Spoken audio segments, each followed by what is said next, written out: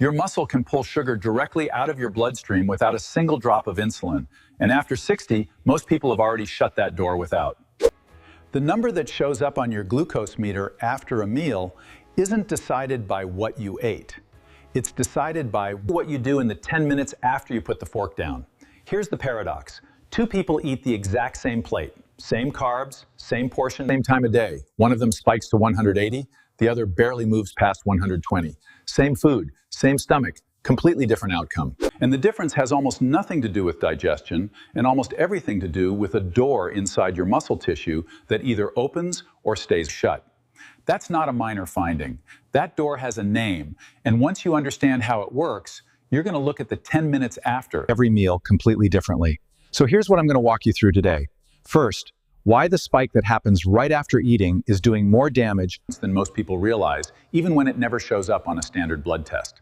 Second, the actual mechanism, the muscular door I just mentioned, DOE, and why it becomes especially important after 60.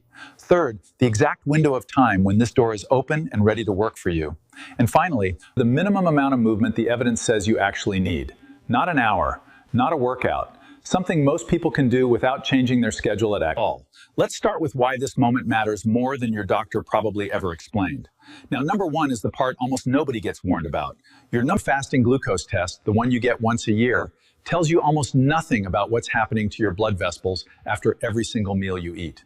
There was a study published in Diabetes Care that used continuous glucose monitors on adults with completely normal fasting glucose, and what they found is that a large percentage of them were spending hours every day in blood sugar ranges high enough to damage the lining of their blood vessels PEV, and their annual blood work looked perfectly fine the entire time. Here's the mechanism. Every time glucose spikes after a meal, it doesn't just float around harmlessly until your body clears it. High glucose directly damages the inner lining of your arteries, a layer called the endothelium, through a process involving oxidative stress. And this damage doesn't require a dramatic spike to 200 or above. Repeated moderate spikes, day after day, meal after meal, produce the exact same wear pattern over years. And this is why I think we've been asking the wrong question. The question isn't, is my fasting number normal? The question is, how many hours a day am I spending above 140 after I eat, and what am I doing about it?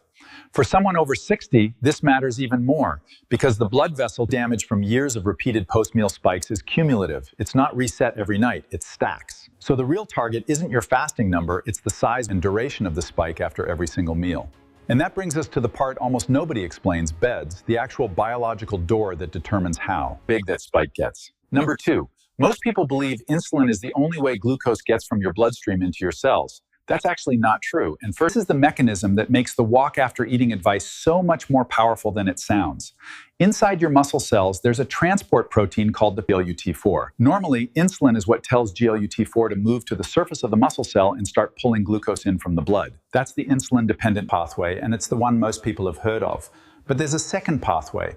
When a muscle contracts, when you're walking, when you're using your legs cradle, that contraction itself triggers GLUT4 to move to the cell surface, completely independent of insulin. The muscle essentially opens its own door using a completely different signal, one based on movement, not on hormone levels. This is the part that most videos seem to skip over. This insulin-independent pathway works even in people whose insulin signaling is already impaired. That's the entire reason walking after a meal is so effective for someone who already has some degree of insulin resistance. You're not waiting for insulin to do its job better. You're using a completely separate door that doesn't ask insulin's permission at all. A meta-analysis in the sports medicine looking at post-meal walking across multiple trials found that light walking after eating reduced the post-meal glucose spike by a meaningful margin compared to sitting. And the effect was consistent whether the walk lasted 10 minutes or 30. Let me be really honest here. This is one of the only interventions I've seen in 21 years of practice that works through a completely separate mechanism from medication and costs nothing. Now, number three, and this is the part that's specific to this stage of life. Starting somewhere in your 40s and accelerating after 60, you begin losing skeletal muscle mass. The medical term for this is sarcopenia, and most people associate it with strength and mobility. Almost nobody connects it to blood sugar. But here's the mechanism. Skeletal muscle is the single largest glucose storage tissue in your entire body. It's not your liver, it's not your fat tissue, it's your muscle. The more muscle mass you have, the more total capacity you have to pull glucose out of your bloodstream through both the insulin pathway and the movement-triggered pathway I just described. So when muscle mass declines, with age, two things happen at once. First, you simply have less total tissue available. Second, the muscle you do have left tends to become less responsive to insulin over time, a pattern well documented in aging populations. You're losing capacity and losing sensitivity simultaneously, and that's not a minor finding. It means the same slice of bread that barely moved your blood sugar at 40 can produce a meaningfully larger spike at 65, even if your diet hasn't changed at all. This is why so many people over 60 tell me my numbers are getting worse. It's not usually the food, it's the shrinking size of the door. This is also exactly why activating the insulin-independent pathway becomes disproportionately valuable as you age. You're compensating for a smaller, less responsive door by forcing it open through movement instead of waiting on a hormone signal that isn't working as well as it used to. Let me tell you about a patient I'll call Robert, a composite of a pattern I've seen many times in my clinic, not one specific person.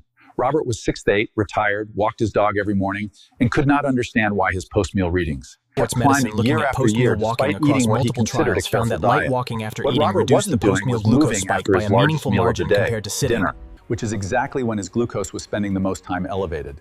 Once he added 10 minutes of walking after dinner specifically, his evening readings came down into a normal range within about 2 weeks. Now here's where I want to pause, because I know what a lot of you are thinking right now. I already walk every day. I walk in the morning, I walk the dog, and my numbers haven't changed. Let me explain why that doesn't contradict what I just told you. Here's the piece that changes everything about how you apply this driver. The timing of your movement relative to your meal matters just as much as the movement itself.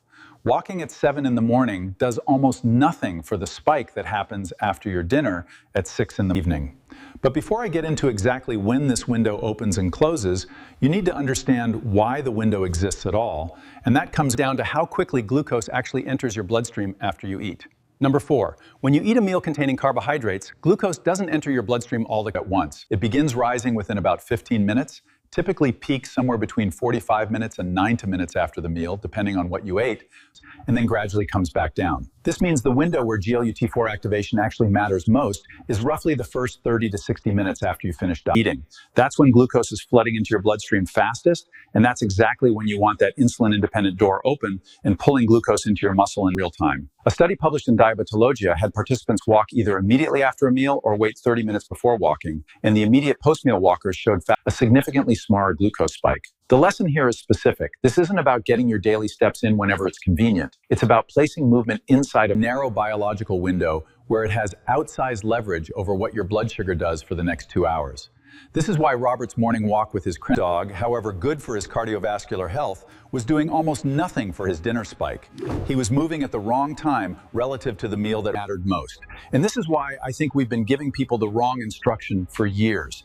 Get 30 minutes of exercise a day is true and useful advice for general health. But for blood sugar specifically, 10 minutes placed correctly inside that post-meal window outperforms 30 minutes placed at the wrong time of wrong day. Timing isn't a minor detail here, it's the entire mechanism. Number 5, and this is the part everyone actually wants to know, how much movement and how intense does it need to be?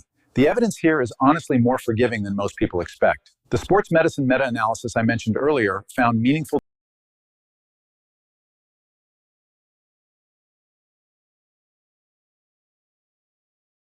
just ordinary walking pace. A separate trial in adults with insulin resistance found that even light household activity, like standing and doing chores, produced a measurable reduction compared to sitting, though a dedicated walk produced a larger effect. Here's what I'd actually tell you to do, based on what the evidence supports and what I've seen work clinically. Within the first 15 minutes after finishing a meal, especially your largest meal of the day, go for a walk of at least 10 minutes at a pace where you could hold a conversation without getting out of breath. That's it. That's the entire protocol. It doesn't require a gym, equipment, or a change to your schedule. It requires placing 10 minutes of ordinary walking in a specific 15 to 6-minute window after eating. If a walk genuinely isn't possible, bad weather, mobility limitations, wherever you happen to be, even standing and doing light activity, folding laundry, tidying a room, moving around your kitchen, produces some of the same benefit, just to a smaller degree than walking specifically. And none of this requires giving up any food you currently enjoy. This is what I find most powerful about this particular intervention. You're not being asked to restrict anything. You're being asked to add 10 minutes at a very specific moment in your day. So here's how I would actually approach this, starting with your very next meal. Pick the one meal of your day where your portions tend to be largest. For most people, that's dinner. Within about 15 minutes of finishing that meal, take a 10-minute walk, at a pace where talking is easy. If you can only do this for one meal a day, that's the one to choose, because it's usually the meal producing your largest spike. Once that becomes automatic, expand it to your other meals as your schedule allows. You don't need to overhaul your entire day. You need one consistent 10-minute window placed correctly after the meal that matters most. Insulin controls your fat storage, your brain, your heart, and your aging. But muscle contraction gives you a second, completely independent way to manage your blood sugar, one that doesn't depend on insulin working properly at all. Understanding that door and using it at the right moment is one of the simplest and most evidence-backed changes I can recommend after 21 years of doing it. If you want to understand the other side of this equation, what's actually happening to your fasting insulin, even when your glucose looks completely normal, I'd go watch the video where I walk through the one test almost no doctor orders and what the numbers actually mean. It connects directly to the root cause of the issue.